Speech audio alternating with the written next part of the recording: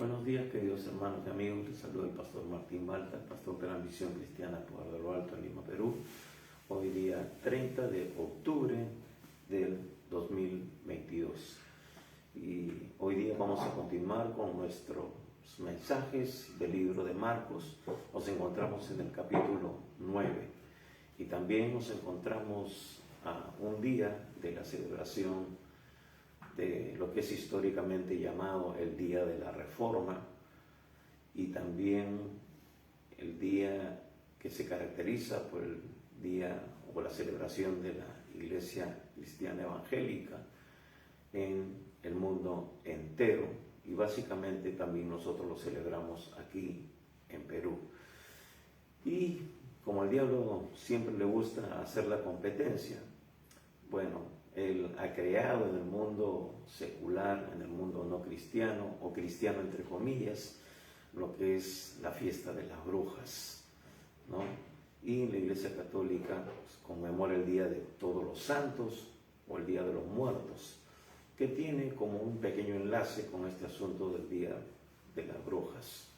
Todo tiene una mezcla. Ese es el éxito que el diablo ha tenido a lo largo de estos años al implantar una fiesta que tiene que ver con muerte, que tiene que ver con brujería, con hechicería, y que nosotros los cristianos verdaderos no respetamos ni guardamos. A lo más como peruanos podemos guardar, y en lo que se respecta a nuestra cultura, el Día de la Música Criolla, que es lo que debería identificarnos como nación, como pueblo, como nuestra idiosincrasia cultural. Sin embargo, tenemos que ser firmes en mantenernos en pureza, en integridad en cuanto a los principios cristianos que están fundamentados en la palabra de Dios. Dios, Jesús, vino a darnos vida, no vino a proclamar muerte, y cuando la muerte quiso retenerlo, el Padre lo resucitó, declarando vida. Y Él ha venido también para que tú tengas vida y vida en abundancia. Y la Biblia dice que, el Señor Jesús dice que el que cree en Él, aunque esté muerto, vivirá. La muerte simplemente es un paso, es una parte de nuestro peregrinar en este mundo físico, natural, pero tenemos vida eterna. Tienes vida eterna, aunque no tengas a Cristo. Lo interesante o lo importante es ¿dónde pasarás tú tu eternidad? La Biblia nos habla de dos lugares: apartado de la presencia de Dios, en un infierno real y verdadero, y también en un cielo donde moraremos con Él por la eternidad, disfrutando de su presencia. Y esa es la vida eterna verdadera, andar en la presencia de Dios, porque la otra va a ser una vida eterna, pero de sufrimiento, por la eternidad y hasta la eternidad. Y por eso predicamos el Evangelio, para que tú tomes la decisión correcta. La religión no te salva, simplemente aplaca un poco la culpa, el remordimiento, pero no te da paz, no te da libertad de esa conciencia que tiene un sentir de condenación. Así que por eso estamos compartiendo siempre la palabra de Dios, para que el hombre, la mujer, escuchen el mensaje de Dios y tomen la decisión correcta. Dios no envía a nadie al infierno. Uno mismo escoge el lugar donde pasar la eternidad. Y espero que después de este mensaje tú tomes la decisión que es más importante de tu vida, el aceptar a Jesús como tu Señor y Salvador. Vamos a orar en esta mañana. Acompáñame en una palabra de oración. Padre Santo, Dios Todopoderoso, en esta mañana te damos gracias una vez más por la oportunidad que nos das de compartir tu palabra. Señor, tu palabra son espíritu y son vida. Señor, que tu Espíritu Santo sea moviéndose, arrancando todo velo de incredulidad, de religiosidad, de mentira, de error, de duda, Señor, en esta hora. Padre, reprendemos toda obra del diablo, Señor. Oh Padre, desbaratamos todo plan satánico, Señor, en estas fiestas, que lo único que hacen es, Señor, desviar a la gente del propósito real y verdadero de que Jesucristo es la vida. Señor, todo plan satánico de muerte, de destrucción, Padre, contra los niños, Señor, contra esas criaturas, Señor, inocentes, y que muchos padres por falta de conocimiento o también voluntariamente, Señor, pensando de que es una fiesta inocente para niños, Padre, ponen en la mano del enemigo, ya sea para muerte real y verdadera como sacrificios, o también para muerte espiritual, abriendo puertas, Señor, a espíritus inmundos que luego van a ejercer influencia sobre sus hijos y van a traer muerte y destrucción. Padre, cancelamos toda obra satánica, todo principado y toda potestad. Señor, tú nos has dado victoria sobre ellos. Declaramos que no tienen parte ni suerte. Los atamos y los reprendemos y los echamos fuera en el nombre de Jesús. Y declaramos libertad, declaramos vida, declaramos salvación, Señor, en el nombre de Jesús. Y Padre, quita tú todo velo de mentira, de error, Señor, en el nombre de Jesús. Y declaramos vida, Señor, declaramos salvación para nuestra nación, para nuestro pueblo, para cada familia, para cada persona individualmente. Y que esta palabra, Señor, sea tocando vidas en esta hora para la gloria de tu nombre y para salvación. Te lo pedimos, Padre, en el nombre bendito de Jesús. Amén y amén. Amén. Así que en esta mañana vamos a continuar con nuestro estudio, nuestro mensaje de Marcos capítulo 9. Y lo que nos toca hoy es Marcos capítulo 9, versículo 30 al 37. Vamos a estar tocando dos acontecimientos en esta mañana, ya que son dos pasajes muy breves, pero a veces porque son breves no quiere decir de que no haya mucha enseñanza. Siempre hay mucha enseñanza, pero queremos avanzar y queremos que Dios pueda mostrarles también a ustedes su perfecta voluntad en estos pasajes. Así que vamos a leer Marcos capítulo 9, verso 30 al 37. Y dice así la palabra de Dios. Habiendo salido de allí, caminaron por Galilea, y no quería que nadie lo supiese, porque enseñaba a sus discípulos y les decía: el Hijo del Hombre será entregado en manos de hombres y le matarán, pero después de muerto resucitará al tercer día. Pero ellos no entendían esta palabra y tenían miedo de preguntarle. Versículo 33. Y llegó a Capernaum, y cuando estuvo en casa les preguntó: ¿qué disputabais entre vosotros en el camino? Mas ellos callaron, porque en el camino habían disputado entre sí quién habría de ser el mayor. Entonces él se sentó y llamó a los 12 y les dijo: si alguno quiere ser el primero, será el postrero de todos y el servidor de todos. Y tomó a un niño y lo puso en medio de ellos, y tomándole en sus brazos les dijo: el que reciba en mi nombre a un niño como este, me recibe a mí, y el que me recibe a mí, no me recibe a mí, sino al que me envió. Amén. Hasta aquí la lectura de esta preciosa palabra en esta mañana. Y como sabemos, Marcos forma parte de los que llamamos, o lo que llaman los estudiosos, los eruditos, y nosotros también, los evangelios sinópticos. Como hemos dicho siempre, Marcos es como la materia prima para los demás evangelistas, en este caso Mateo y Lucas. Juan es diferente porque habla de otra perspectiva, y hay muchos pasajes que no se encuentran en Marcos, ni en Mateo, ni en Lucas, pero que sí en algunos coincide, pero también Juan nos habla desde la perspectiva divina de Jesús. Quiere demostrarnos que Jesús es realmente el Hijo de Dios.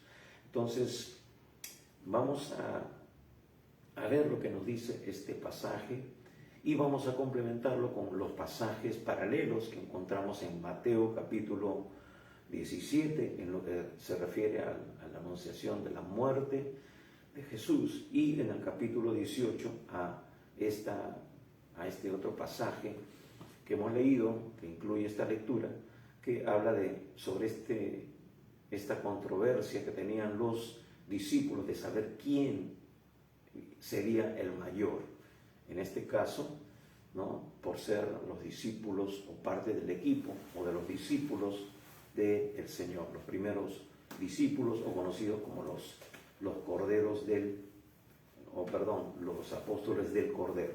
Entonces, vamos a ver aquí que Jesús está justamente regresando. Él había estado en Filipos, ¿no? Perdón, había estado a ver, tratemos de recordar,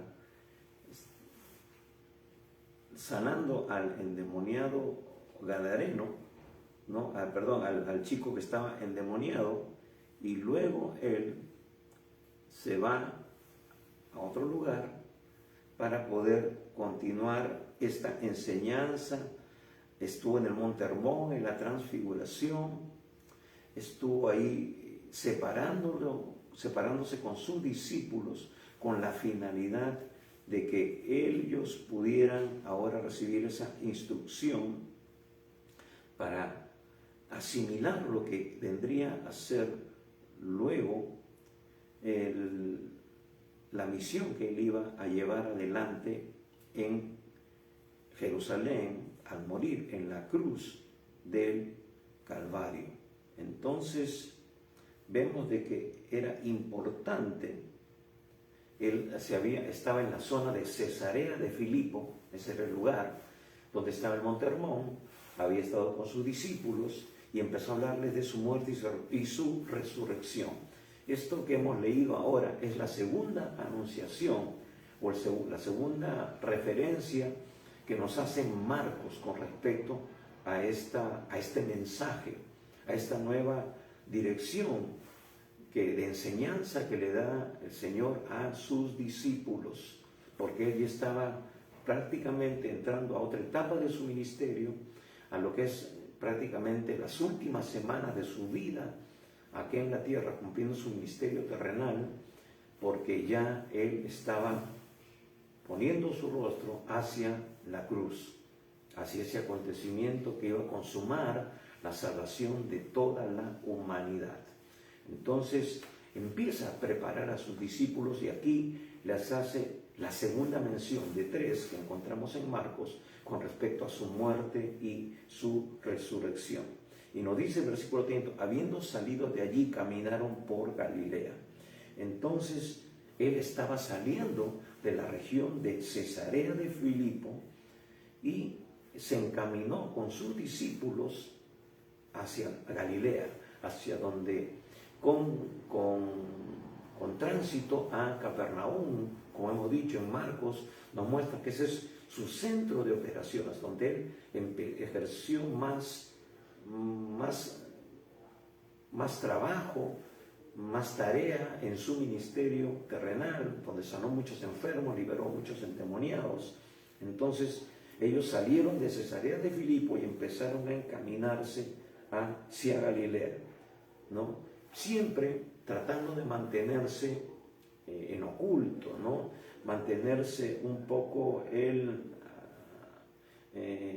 no lo reconocieran, pero era imposible que no reconocieran a Jesús. Había hecho muchos milagros, los religiosos estaban detrás de él buscando, viendo qué hacer para acusarlo, y en esta etapa se va a intensificar mucho más estos roces, estos encontrones, estos conflictos con los religiosos. Entonces él por eso empieza a viajar y quiere mantenerse en incógnito, pero era difícil que él no pudiera ser reconocido. No siempre fue posible por eso.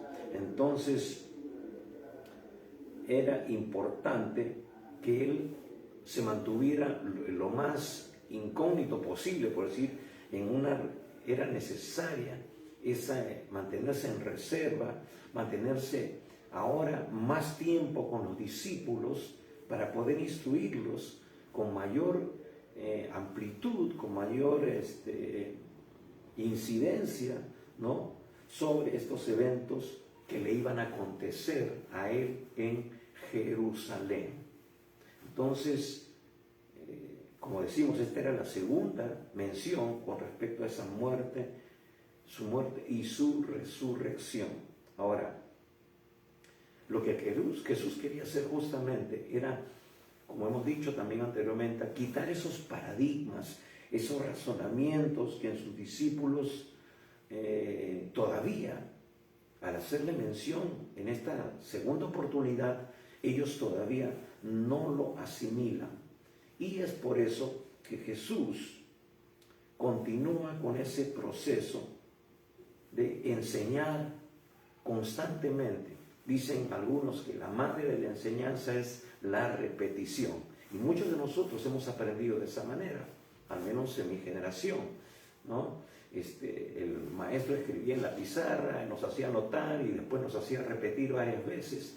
Y también cuando nosotros estudiábamos para un examen, muchas veces yo leía en voz alta y repetía, ¿no? Hasta que eso nos entrara en nuestra mente, y realmente fue un método ciertamente eficaz, porque muchas de esas cosas que aprendí personalmente en el colegio, en la primaria, en la secundaria, todavía las tengo en mi mente, todavía las recuerdo, ¿no? Y muchas veces vemos en las redes sociales que salen algunas personas preguntándole a los jóvenes, sobre todo, ¿no? Jóvenes universitarios, algunas cosas básicas e importantes de nuestra cultura, y no saben. Y nosotros, que somos de esa generación anterior, nos acordamos todavía, y muchas veces decimos, ¿cómo es posible que un universitario joven con una mente fresca no sepa, no haya retenido, no tenga conocimiento de eso que es tan importante y básico, que forma parte de nuestra identidad como peruanos, de nuestra cultura, ¿no?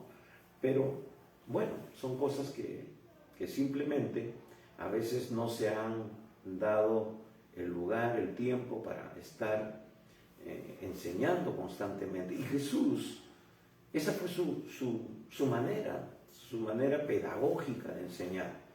Y por algo también, ya cuando el Señor levanta los ministerios, en Efesios 4 dice pastores y maestros. Porque hermanos, Él como pastor también fue maestro. Por eso le decían rabí, Él era el maestro. Entonces, Él aquí, ahora, está repitiendo constantemente sobre sus sufrimientos, sobre su muerte y sobre su resurrección. Ellos tenían que entenderlo, tenían que comprender que era parte también de la revelación de la palabra, que hay un Mesías sufriente, hay un Mesías victorioso que viene a gobernar, viene a ejercer su autoridad, a tomar posesión de lo que le pertenece, porque de Dios es la tierra y su plenitud, el mundo y los que en él habitan.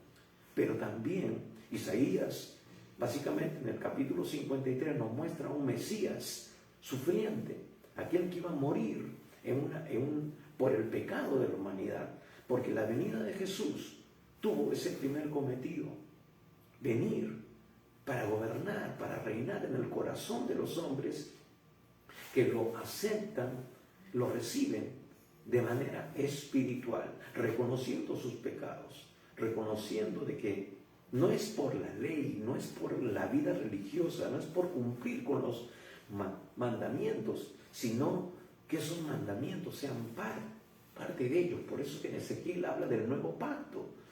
Dice, escribiré el pacto en sus corazones.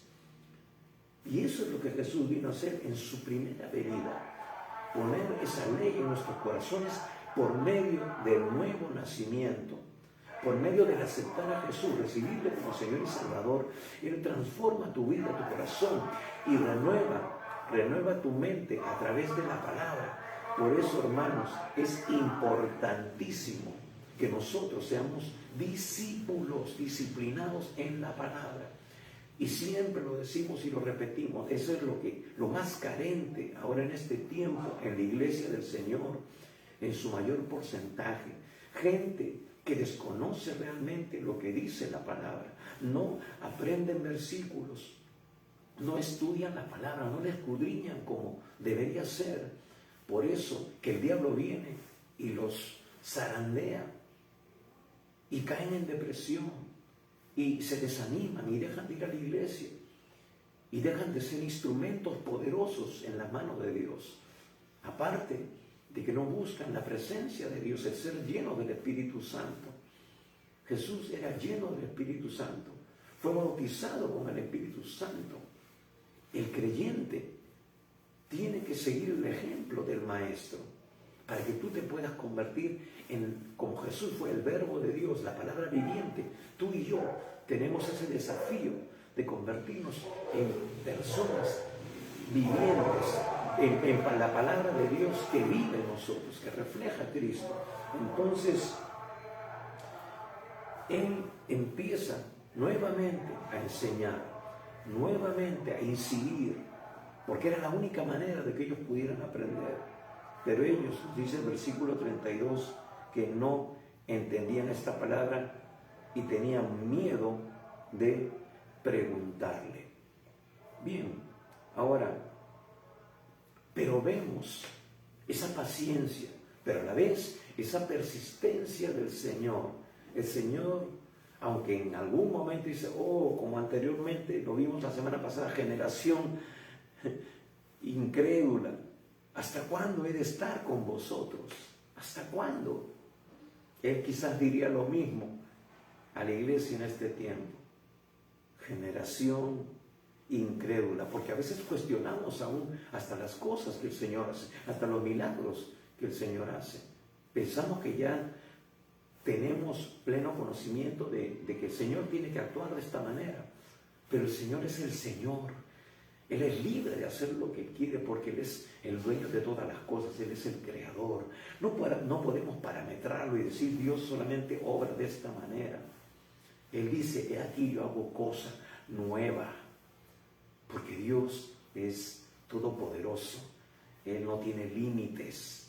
Los cielos de los cielos no pueden contener su grandeza, su poder, su presencia. Entonces, ¿por qué el hombre, con su mente, su capacidad limitada, trata de limitar a Dios? No podemos meter el océano en un vaso, menos vamos a poder meter o entender la magnificencia de Dios en nuestro cerebro limitado y corrupto todavía por la falta de entendimiento, por el pecado, por nuestra naturaleza pecaminosa. Entonces tenemos que humillarnos delante de Dios. Y un poco de eso nos va a hablar después, en esta segunda porción de la palabra que hemos leído en esta mañana. Pero sigamos. Dice también en el versículo 31 que Él les iba enseñando en el camino que el Hijo del Hombre tenía que ser entregado en manos de pecadores, en manos de los hombres. Y esto era parte del plan de Dios. Era parte de lo que Dios había ya declarado. Y Pablo lo va a decir también en su carta a los Romanos, en el capítulo 8, versículo 32, donde nos dice lo siguiente. Tome nota usted para que luego lo verifique. Dice, el que no escatimó ni a su propio Hijo, sino que lo entregó por todos nosotros, ¿cómo no nos dará también con Él todas las cosas?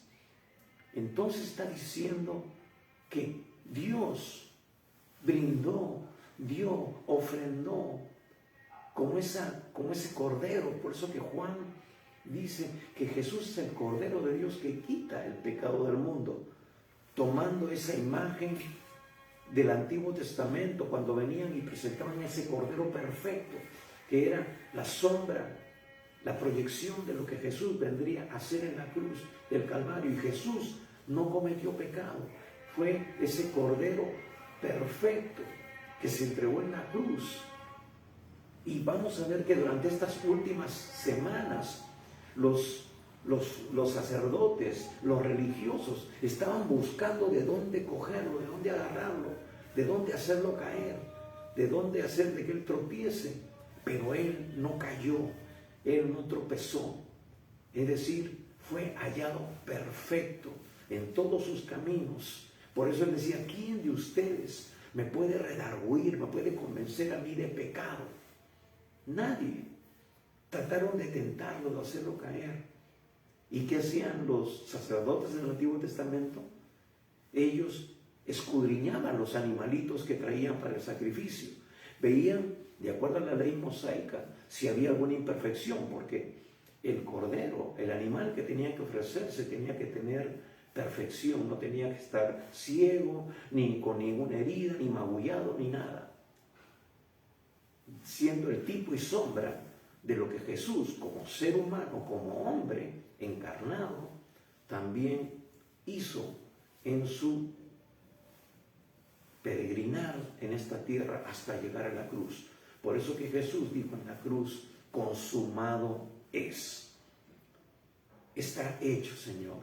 He cumplido con todo. Ya está completada la obra para que el hombre ahora pueda obtener la salvación. Por eso que Él dijo, yo soy el camino, yo soy la verdad, yo soy la vida.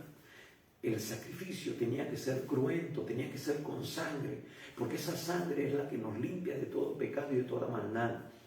Hermanos y amigos, y nadie más que Jesús ocupó ese lugar en la cruz. Fue el único que derramó la sangre, su sangre preciosa, para que tú y yo podamos ahora presentarnos limpios y libres de toda mancha, de toda inmundicia delante de Dios. Y eso se obtiene por la fe, creyendo de que Él ocupó mi lugar, porque ese es el lugar que te correspondía a ti y a mí y a la humanidad entera.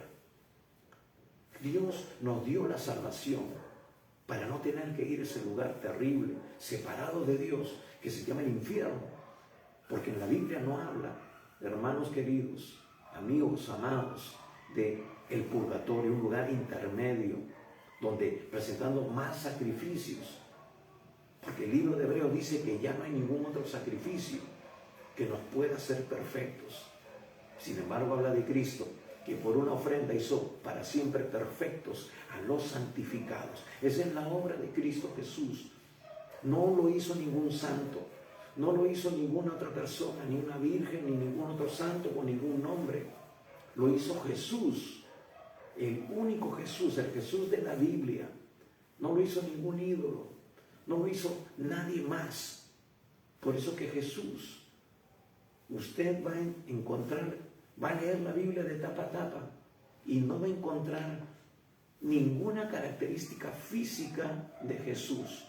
Los ídolos, las imágenes son de inspiración humana, haciéndose una idea de cómo fue Jesús o cómo debería haber sido Jesús, y crearon un ídolo para adorarlo, porque no pueden adorarlo estando sin Cristo, sin haber nacido espiritualmente, sin haber nacido del Espíritu, porque cuando tú naces del Espíritu, te conviertes en un verdadero adorador, en espíritu y en verdad.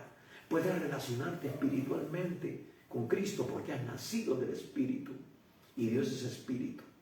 Entonces hay una relación, hay una unión espiritual. Pero cuando no conoces a Jesús, solamente eres una persona piadosa, tienes un alma, pero no tienes un espíritu. Y por eso tienes y necesitas que hacerte una imagen, algo que te inspire en el aspecto intelectual, en el aspecto almático de tus emociones y sentimientos. Necesitas algo que te motive. Siempre en nuestras emociones y sentimientos necesitamos algo que nos motive. Por eso nuestros hijos son nuestra motivación, por eso los vemos y nos motivan a hacer cosas mejores, etcétera, etcétera. Es parte de nuestra parte psicológica, pero a Dios no lo podemos conocer con nuestra parte intelectual, nuestra parte almática, tiene que ser con nuestra parte espiritual. Por eso nacemos del Espíritu. Por eso que en Juan capítulo 3, a ese religioso Nicodemo, el mismo Jesús le dice, lo que es nacido de la carne, carne es, lo que es nacido del Espíritu, ese Espíritu es. Y solamente lo que nace del Espíritu puede heredar el reino de Dios.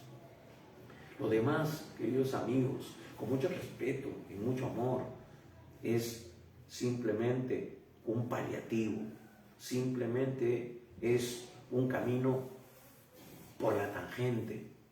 no todos los caminos te conducen a Dios, solamente Jesús, el Jesús de la Biblia. Y tenemos que creerle a Dios, no solamente creer en Dios, sino creerle a Dios, lo que Él dice en su palabra. Entonces, Jesús por eso, al ver la ignorancia, Jesús al ver la falta de capacidad de entendimiento de ellos, Él siguió enseñándole, siguió hablándole. Entonces, Él tenía que mostrarles de que había un proceso en esta tarea que Él iba a enfrentar al ir a Jerusalén, al ser entregado al Sanedrín, al ser puesto en las manos de Pilatos y de los soldados, y luego ser condenado a morir en la cruz del Calvario. Y como dice el versículo 32, aunque ellos no entendían esta palabra, ¿no?, tenían miedo de preguntarle.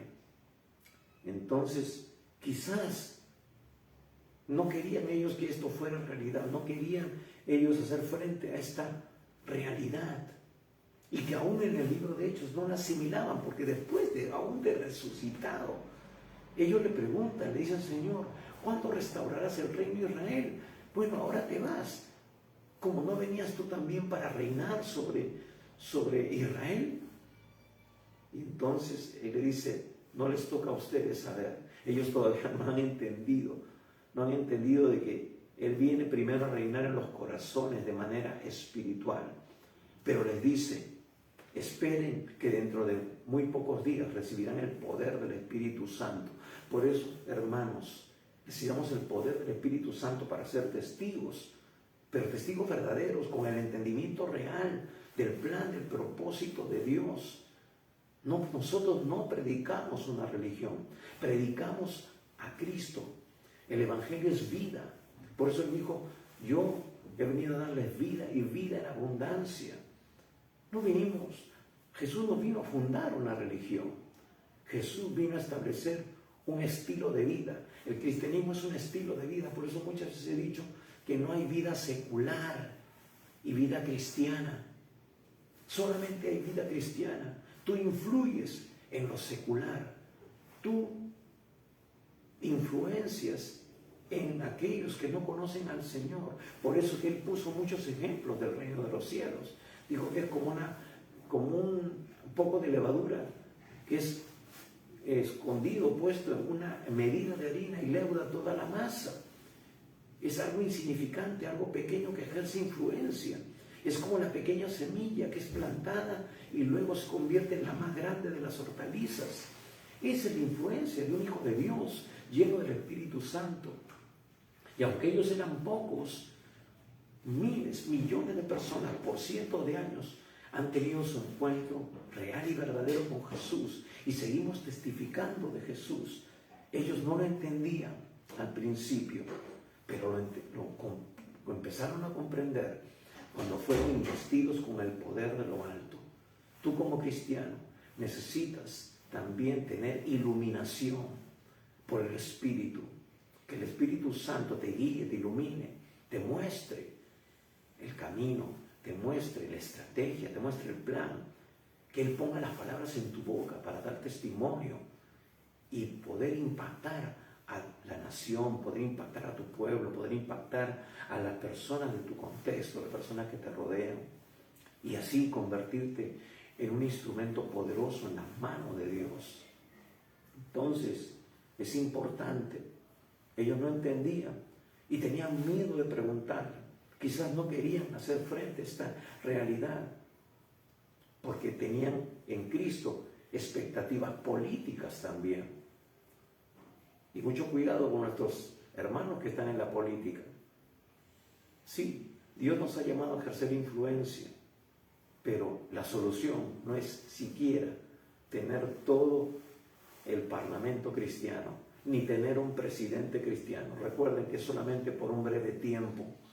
Las leyes humanas aún restringen esos mandatos, pero tú y yo tenemos el privilegio más grande de ser hijos de Dios, y eso lo vamos a hacer por la eternidad, todos los días de nuestra vida.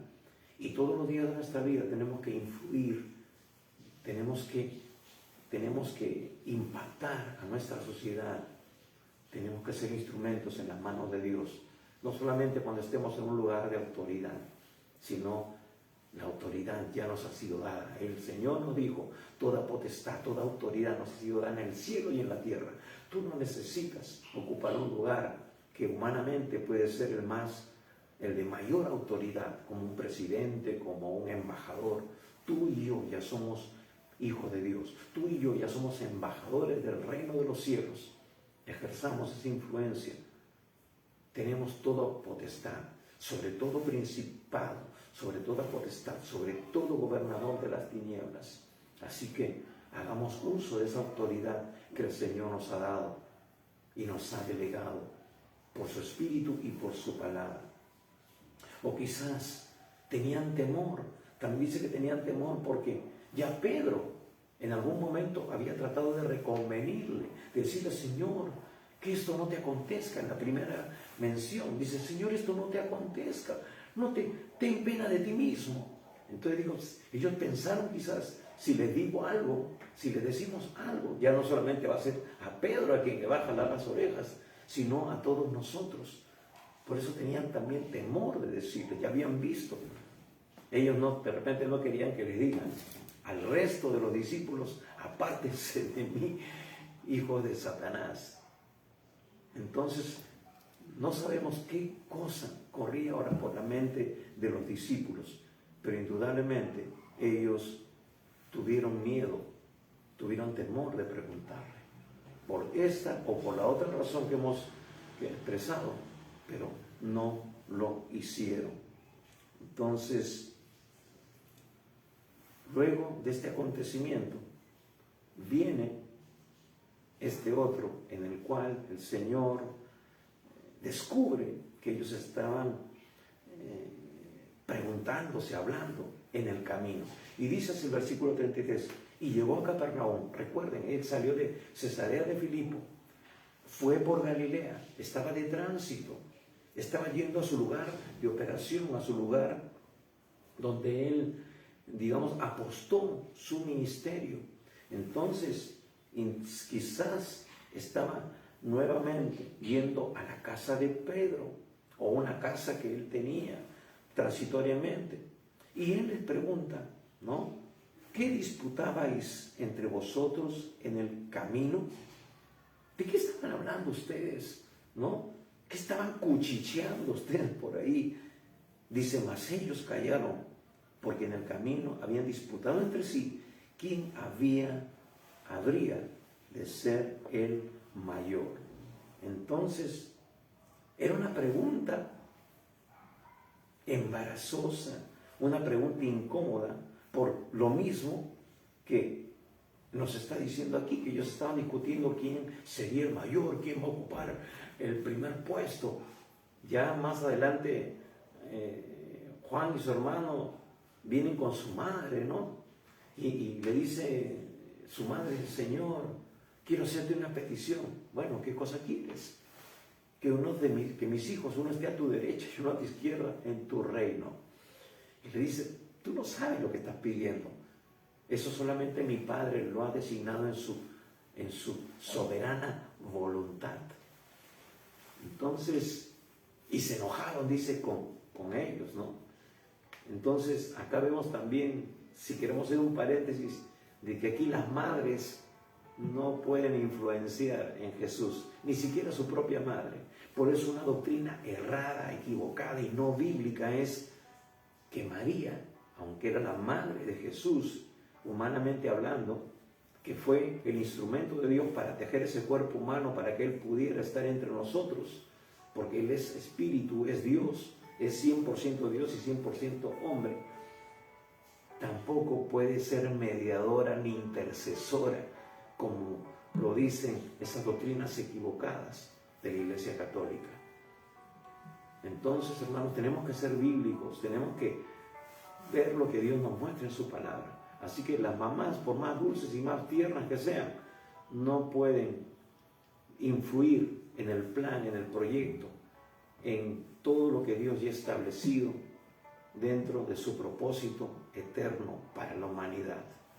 no pueden salvar a nadie, ni ser corredentoras, ni influenciar para que Jesús, bueno, diga, ay, es una señora pobrecita, no le voy a atender, no. Si no es, al final es humana y es pecadora, como fue María y todo el mundo. María misma tuvo que entregarle su vida a Jesús. Por eso luego estuvo en el aposento alto, ahí en Hechos capítulo 1, ¿no? Esperando esa investidura de poder, para que ella pueda también ser esa persona que Dios utilizaría para ganar quizás otras madres. No nos cuenta mucho el libro de Hechos con respecto a ella, quizás para no idolatrarla, y aún así, sin contarnos, ya la han idolatrado. Pero bueno, continuamos. Entonces le pregunta, ¿qué disputan? Y entonces era una pregunta embarazosa, una pregunta incómoda, porque la respuesta iba a sacar a relucir también algo que no era bueno, algo que realmente no iba a ser muy aceptado por el Señor. Primeramente, ¿por qué? Porque Jesús había estado hablando de algo muy delicado, de algo muy sensible. Él había estado hablando de su muerte y de su resurrección, ¿no? Y aunque ellos no entendían, luego estaban hablando de quién ocupará el primer lugar, ¿no? Viendo sus propios intereses, viendo sus propias apetencias. Y eso forma parte también de la naturaleza humana caída, pervertida por causa del pecado.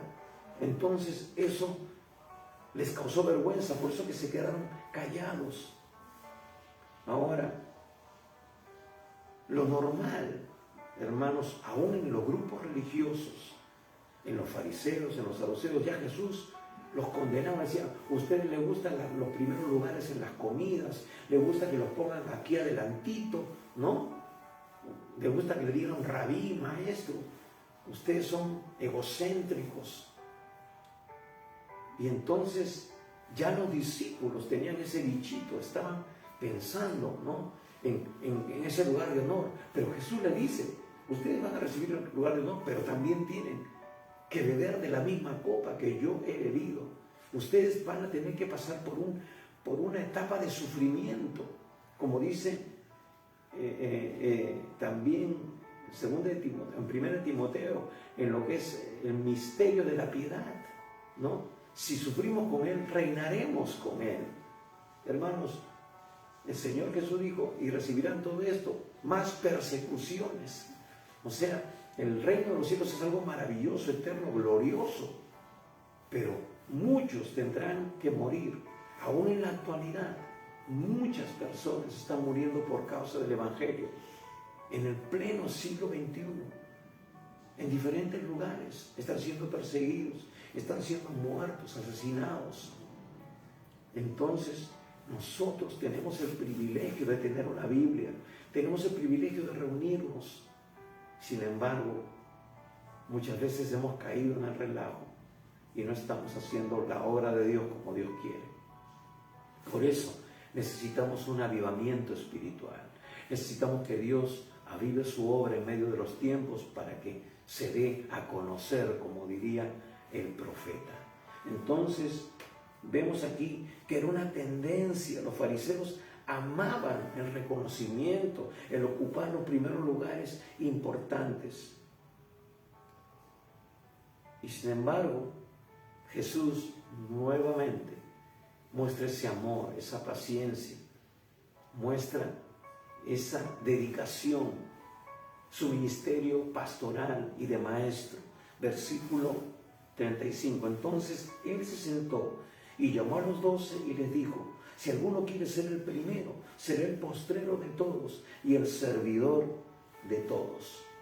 Y tomó a un niño y lo puso en medio de ellos, y tomándole en sus brazos les dijo, el que recibe en mi nombre a un niño como este, me recibe a mí, y el que me recibe a mí no me recibe a mí, sino al que me envió. Entonces muestra esa ternura, esa dedicación, esa paciencia. Vuelve Jesús a sentarse como maestro, como se sentó en el monte, para dar el sermón del monte, para instruir a la gente, pero ahora en forma privada le da una clase personalizada a estos discípulos. Se sienta, los llama, entonces les empieza a dar esa cátedra. ¿Por qué, hermanos? Porque, digamos así, la tendencia del hombre natural es buscar el primer lugar. Aún él mismo le dijo, los políticos, los gobernantes del mundo se enseñorean de las naciones. ¿Qué ejemplo más terrible tenemos ahora en nuestro propio país? Basta solamente con prender la televisión, ver las noticias, ver los escándalos, ver cómo se están enriqueciendo en el poder. Y no solamente aquí en Perú, sino en otros países de Sudamérica. Es una lacra, es una plaga, peor que el COVID y cualquier otra enfermedad, porque el peor problema que puede tener el ser humano no es un virus, una enfermedad, sino algo que anda oculto en su corazón, el pecado, la naturaleza caída. Eso es lo que a los hombres los gobierna, lo que los corrompe, el amor al poder. Y Jesús le está diciendo, yo les he dado autoridad, pero no para que la ejerzan para sí mismos, para que se enseñoreen, para que ustedes se crean que son lo máximo y que tienen que ahora rendirles pleitesía y reconocimiento. No, es al contrario. La grandeza del servicio se muestra en que ustedes se ponen primero a disposición de la gente. Y justamente de ahí viene la palabra ministro, es servidor. Pero ¿qué vemos en los ministros en este tiempo? Se toman del cargo y se enseñorean de esa posición. Ponen a su gente, ponen a sus familiares, ponen a sus amigos, se suben el sueldo, se agarran la plata, se compran propiedades con la plata del gobierno, etc. Pero Jesús le dice que no será así entre ustedes. Le dice, si alguno quiere ser el primero, será el postrero de todos y el servidor de todos. Y Jesús, luego en esa última semana, le va a dar una muestra de lo que él dice, porque él vivía lo que predicaba. Se ciñó, tomó el lebrillo, tomó la toalla y le lavó los pies. En señal de humildad, de servicio. Y el Señor Jesús quiere que tú y yo sigamos su ejemplo.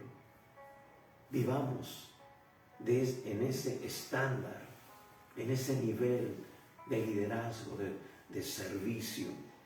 Ahora, esto ya el Señor lo había mostrado, ¿no? De alguna otra manera, al indicarnos que es más bienaventurado dar que recibir.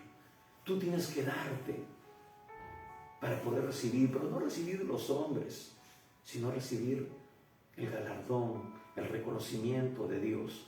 Buen siervo y fiel, sobre poco fuiste fiel, sobre poco fuiste fiel, sobre mucho te pondré.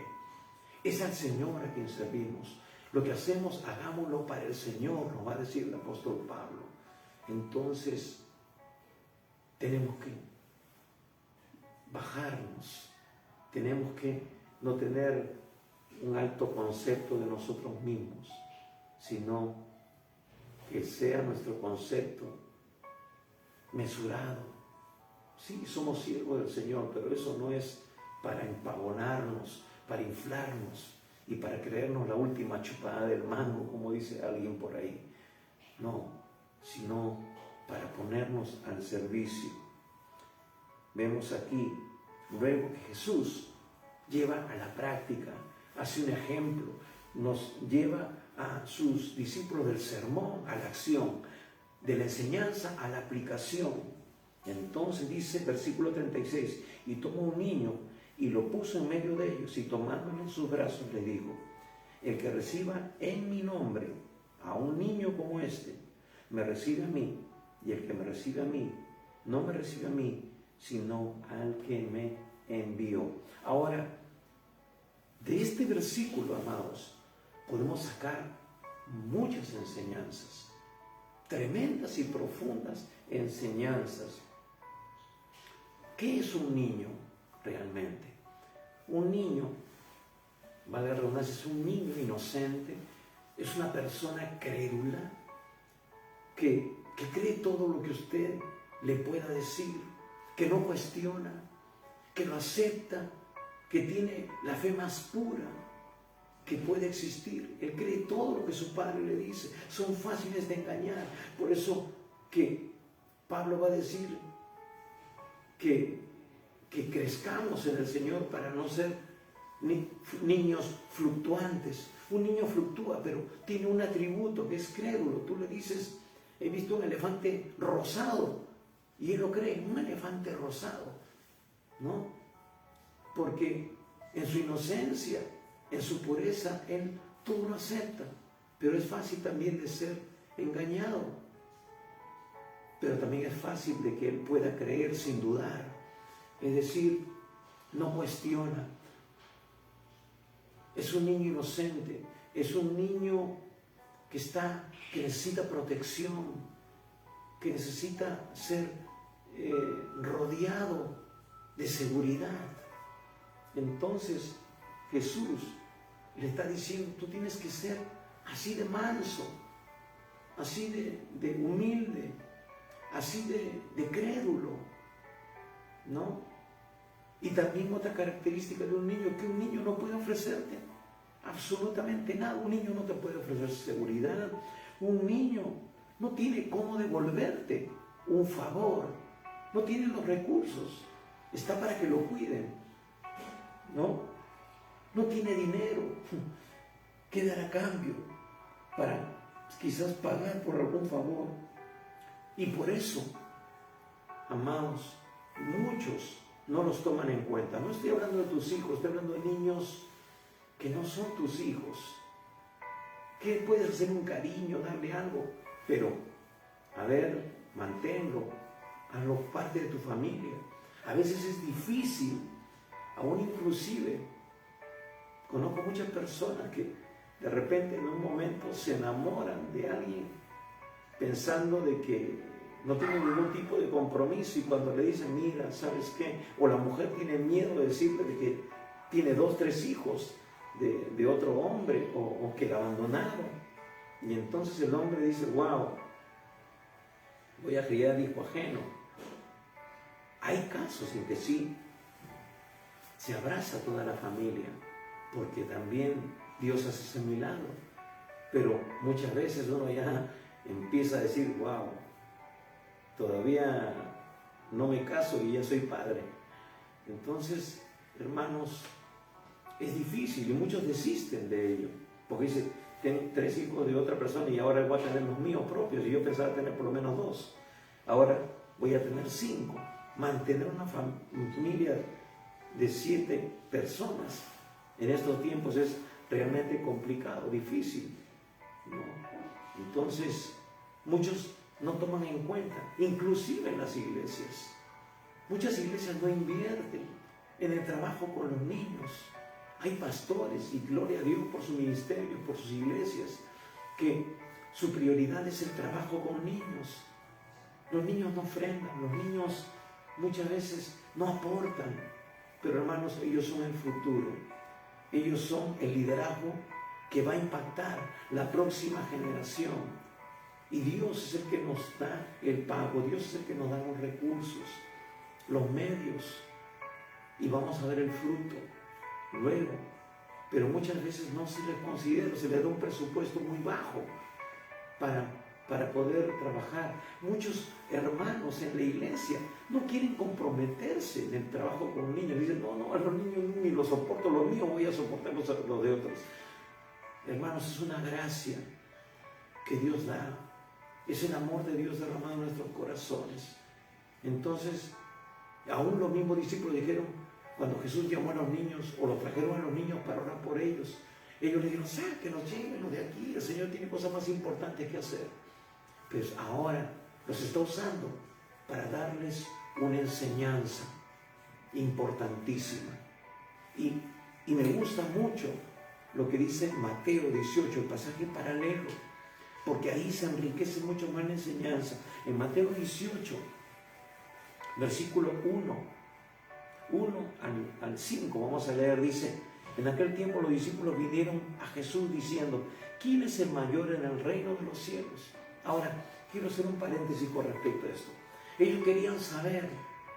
¿Por qué? Porque ya Jesús había mostrado un círculo íntimo con 3 de ellos. Ya había estado en la transfiguración con ellos, con Juan, con Pedro y con Jacobo. Y los otros 9 se quedaron abajo. Después vimos que estaban ellos disputando con los fariseos y con la gente. Decían: ¿dónde está el maestro? No, hay un endemoniado aquí que atender. Entonces, como que ya había una cúpula, había una argolla, como diríamos aquí.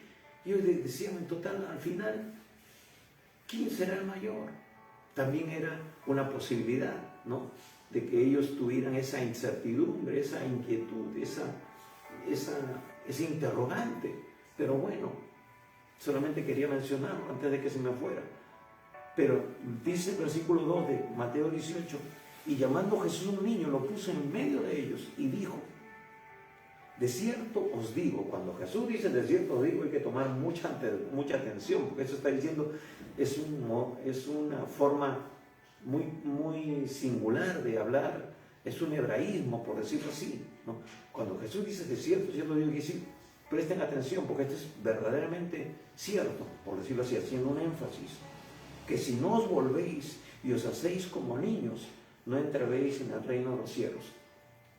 Ojo, está haciendo otro énfasis. Y esto es lo que yo te digo a ti, mi amigo, mi hermano, o a ti también, hijo de Dios, hija de Dios.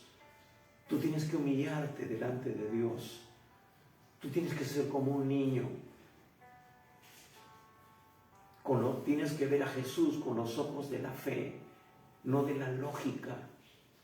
Conversaba con un amigo hace unos días, me encontré con él ahí ¿cómo se llama? En la estación central del Metropolitano. Él venía de la procesión, muy religioso él, muy devoto. Me contó muchas cosas impresionantes, pero me puse a pensar y dije: el diablo que bien hace su trabajo, y nosotros como hijos de Dios, ¿cómo lo estamos haciendo? Entonces, hermanos, tenemos que ser como niños. Tenemos que sacar de nuestra mente nuestros pensamientos, razonamientos que no van en línea con la palabra de Dios. Muchas veces predicamos, mostramos, hermanos, no solamente con lo que ellos dicen, nuestra Biblia, sino con su propia Biblia, Biblia católica o la que quieran mencionar. Les mostramos con la misma escritura que ellos tienen, que están en error. Pero sin embargo dicen: no, yo creo a Dios en mi religión, no vengas a cambiarme mi religión. Entonces ya ellos tienen responsabilidad por lo que están asumiendo, por lo que están manteniendo en sus vidas. Como dice un dicho, no es más ciego que el que no quiere ver. Por eso, hermanos, no solamente hay que predicar, tenemos que doblar rodillas, orar, porque dice la palabra que el enemigo ha puesto un manto de incredulidad, un manto de ceguera, para que no le resplandezca la luz del Evangelio de Cristo y sean salvos. Entonces, no solamente es aprender versículos y salir a evangelizar con mucho ímpetu, es doblar rodillas, orar por ellos, nombre por nombre, clamar, para que Dios en su gracia y su misericordia toque sus vidas y puedan ser salvos. Entonces, dice que tenemos que hacernos como niños. Hermanos, ¿cuántos creyentes cuestionan los milagros? Cuestionan la misma palabra de Dios. Eso de ser lleno del Espíritu Santo ya es de otra época. Ya Dios no hace esos milagros. Mentira del diablo, doctrinas satánicas que se han vestido de religiosidad para meterse en la iglesia y contaminarla y hacernos perder de vista que Dios no ha cambiado, que Él es el mismo ayer, hoy y siempre. Dios sigue haciendo milagros porque Él no ha cambiado. Él es el mismo ayer, hoy y siempre. El cielo y la tierra pasará, pero su palabra no pasará. Y si su palabra dice que Él sigue haciendo milagros, es verdad. Yo le creo a lo que Dios dice en su palabra, porque Él y su palabra son uno. Así que, hermanos, tenemos que ser humildes, tenemos que ser como niños. Y dice, es un requisito indispensable para ser salvo, para convertirte en un hijo, una hija de Dios. Dice que si no os volvéis y os hacéis como niños, mira, no es que Dios te va a convertir, te va a cambiar la actitud, es tú voluntariamente. Dice, si tú no te vuelves o haces como un niño, no entrarás al reino de los cielos. Presta atención a eso. Es una indicación muy, muy importante. Así que cualquiera que se humille como este niño, ese es el mayor en el reino de los cielos. Y cualquiera que reciba en mi nombre a un niño como este, a mí me recibe. Entonces, yo te digo en esta mañana, a ti que estás escuchando este mensaje, Dios quiere transformar tu vida. Tienes que convertirte como uno de esos niños. Entonces, primeramente, si tú quieres ser instrumento poderoso en la mano de Dios, si tú quieres ser, algún día anhelar, ser grato, ser el mayor en el reino de los cielos. ¿Y quién no? ¿Quién no? Al menos lo que yo anhelo de mi vida es que el día en que esté en la presencia de Dios, Dios me diga, sobre poco fuiste fiel, sobre mucho te pondré. Y si recibo una corona de parte de Dios, porque Dios tiene muchas coronas, aquellos que le sirven, aquellos que aman su venida, son muchas coronas, a los que ganan almas. Esa corona de reconocimiento tendremos que ponerla a sus pies y decirle, Señor, si no hubiera sido por ti, yo no sería lo que soy. Ha sido por tu gracia, ha sido por tu infinita misericordia, porque un día tú pusiste tus ojos de misericordia sobre mí y me salvaste. Tuviste compasión de mi estado, de mi situación. Yo estaba destino, rumbo al infierno, pero tú en tu gracia y tu misericordia me alcanzaste. Eso es lo mismo que Dios quiere hacer contigo. Quiere sacarte del error, pero tú tienes que humillarte y tienes que decirle, Señor, perdóname. Señor, yo creo lo que dice tu palabra. Señor, si tú lo dices, yo lo creo. Es lo que Él ha establecido como principio para ser salvo. No es lo que dice una religión, es lo que dice Dios, el que obró tu salvación, el que hizo el sacrificio en la cruz, el que derramó su sangre para que ahora tú puedas ser limpiado de todo pecado y de toda maldad.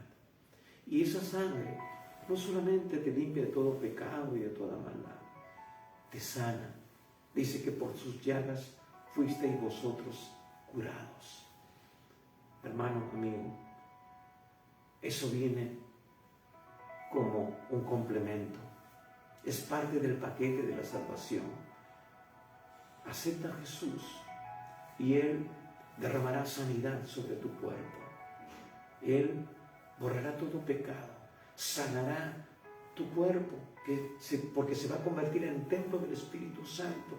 Él va a arrancar todo cáncer, toda célula muerta, todo tumor, toda cosa que no es conforme a la voluntad de Dios. Él la va a arrancar en esta hora. Y es por la fe, es creyéndole a lo que Él dijo. Yo soy Jehová, tu sanador, dice Él. Yo soy Jehová Rafa. Yo derramé mi sangre en la cruz para que tú seas salvo y seas sano.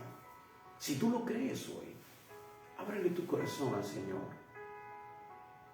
Ábrele tu corazón al Señor. Quizás tú como creyente estás experimentando también una enfermedad, pero te han metido en la cabeza esa mentira de que la sanidad es para algunos cuantos, de que ya Jesús no sana. Jesús llama a milagros de sanidad. Yo quiero decirte que Dios no ha cambiado. Él es el mismo ayer, hoy y siempre. Y si tú hoy le abres tu corazón, Si tú vienes como un niño delante de Él no solamente te salvará, sino quizás te puedas convertir en el mayor en el reino de los cielos. Si tú, así como niño también, te sometes a Él y te conviertes en el primero en servir. Y todo eso viene por la obra perfecta de Cristo en la cruz. Él es nuestro ejemplo. Así que en esta mañana, en esta tarde, si tú aún no has aceptado a Jesús como tu Salvador, como tu Señor, yo te invito a que cierres tus ojos por un instante, pero le abras tu corazón y abras tu boca. ¿Por qué? Porque la Biblia nos dice también que con el corazón se cree para justicia, pero con la boca se confiesa para salvación. Decláralo, aún ahí en la quietud de tu hogar, o donde tú te encuentres. Quizás te encuentres en un hospital, internado, en una cama. Quizás estás solo en tu casa en este instante, vives solo, allí al pie de tu cama, o donde te encuentres, o en el mismo, de repente, baño, o donde estés, en la combi. Cierra tus ojos, pero haz conmigo esta oración. Abre tu boca. Nadie tiene que verte, o puedes, sin embargo, aunque sea susurrarlo, pero decláralo. Es una declaración de fe, es algo importante que va a romper el plano espiritual y los demonios, el diablo va a ser echado fuera. Toda atadura que Él puso sobre tu vida va a ser rota. Toda enfermedad va a salir despavorida en el nombre de Jesús. Y su sangre bendita te va a cubrir y te va a sanar. Y todo órgano que ha sido dañado va a ser restaurado, va a ser hecho nuevo. Porque Dios tiene poder creativo. Él creó todas las cosas que existen de lo que no existía. Así que tú créele a Dios hoy y acepta a Jesús. Haz conmigo esta oración. Cierra tus ojos y dile: Señor Jesús, en esta mañana yo reconozco que he pecado, pero te pido perdón, Señor, porque no te conocía.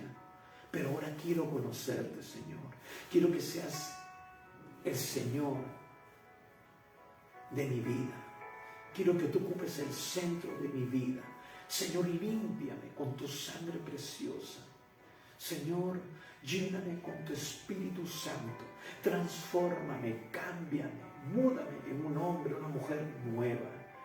Señor, dame pasión por las cosas tuyas. Señor, lléname de tu Espíritu Santo para convertirme en un instrumento poderoso en tus manos, para compartirle a otros de ti.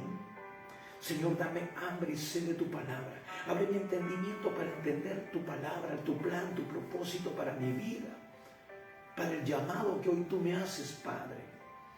Señor Jesús, te abro la puerta de mi corazón y te recibo hoy como mi Señor y único Salvador. Gracias, Señor. Amén. Y si tú eres un hijo de Dios, pero no estás viviendo en la plenitud del poder de Dios, dile: Señor, perdóname, límpiame. Señor, lléname de tu Espíritu Santo. Señor, desata los dones en mi vida para ser un instrumento eficaz en tus manos, Padre, para alcanzar a otros. Dame de nuevo para predicar tu palabra. Que el fuego de tu Espíritu Santo me llene y yo me convierta, Señor, en un heraldo, en un instrumento para dar las buenas noticias a otras personas, a mi familia, a mis amigos, compañeros de trabajo. Ir por las calles predicando tu palabra, Señor, y que muchos sean arrebatados del fuego del infierno. Padre, lléname, bautízame, envísteme con tu poder, Señor. Padre, que esos ríos de agua viva salten en mi interior. Y Padre, te adore en espíritu y en verdad. Y todo lo que haga lo haga para ti. Y Padre, pueda vivir en obediencia y fidelidad a lo que dice tu palabra. Señor, yo creo lo que dice tu palabra y no, Señor, inclusive alguna doctrina que me hayan enseñado que no va en línea con tu palabra, Señor, yo la desecho en esta hora, la echo fuera de mi vida. Y Padre, establezco lo que dice tu palabra. Guíame con tu Espíritu Santo. Abre mis oídos y mis ojos espirituales para poder ser guiado por ti. Ilumíname para entender tu palabra como tú quieres que la entienda. Señor, gracias. Y Señor, sáname. Señor, yo declaro sanidad sobre mi cuerpo. Me declaro libre de toda obra del diablo, Señor. Y Padre, creo que soy sano. En el nombre de Jesús. Amén y amén. Aleluya. Gloria a Dios. La Biblia dice que hoy tu nombre ha sido inscrito en el libro de la vida del Cordero. Hoy tú te has convertido realmente en un hijo, en una hija de Dios. Y si tú partieras en esta noche, en este día, irías a la presencia de Dios, porque eso es su promesa. Ahora, hermanos, hermanas, este es solo el principio. Tú necesitas ser instruido en la palabra de Dios. Contáctate con nosotros. Queremos ayudarte, queremos darte recursos para que tú crezcas saludablemente en esta nueva etapa de tu vida. Este es solo el principio. La Biblia dice que tenemos que enseñarles estas cosas, lo que dice la palabra. Tienen que entrar en la disciplina de Dios, eso es ser discípulos. Así que queremos ayudarte, queremos ser ese canal de bendición para tu vida. Ojo, queremos ayudarte a depender de Dios, no de nosotros. ¿Ok? Así que contáctate con nosotros, escríbenos. Y algo más, queremos decirte que estamos los días miércoles 7 de la noche teniendo el tiempo de oración. La clave de la vida cristiana es la oración y el estudio de la palabra. Por eso tenemos ese tiempo de oración los miércoles a las 7 de la noche. Y también los días domingos como hoy a las 11 de la mañana tenemos este mensaje de edificación y de salvación. Y un último pedido, conviértete en un instrumento desde hoy en la mano de Dios para ganar almas, para dar testimonio. Comparte este video con otras personas que no conocen al Señor. Nuestra misión no es jalar gente de otras iglesias. Nuestra misión es alcanzar a los perdidos. A tus familiares, amigos, hermanos. Compárteles y ora por ellos para que al ver el video se queden enganchados y puedan llegar hasta el final y hacer su decisión por Jesús. Esa es la misión que Dios nos ha dado a todo creyente. Así que compártelo y de esa manera tú estarás haciendo la obra de Dios. Y si tú también quieres hacer la obra de Dios de forma particular, específica, también puedes comunicarte con nosotros y nos estaremos diciendo de qué manera puedes colaborar. Nuestra misión es extender el reino de los cielos. No es hacer grande el nombre de ninguna iglesia, de ningún ministerio, ni del nombre de los pastores, ni de nadie. Solamente el nombre de Jesús tiene que ser exaltado. Y ese es el nombre que queremos dar a conocer a todas las naciones del mundo. Así que, una vez más, gracias por tu tiempo. Bendecimos tu vida y recuerda, el Señor Jesús viene pronto. Prepárate. Bendiciones.